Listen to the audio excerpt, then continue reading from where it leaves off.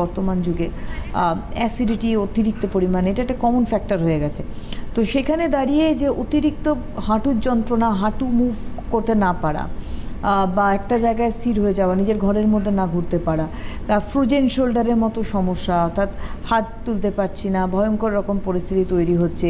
এবং কোমরের অর্থাৎ আমরা লাম্বার স্পন্ডিলোসিস দেখছি, সার্ভাইকাল স্পন্ডিলোসিস দেখছি, কী করব আমরা? দেখো, এর মধ্যে যে প্রবলেমসগুলোকে বলেছ, যেমন আজকে নি জয়েন্ট পেন একটা মারাত্মক প্রবলেম,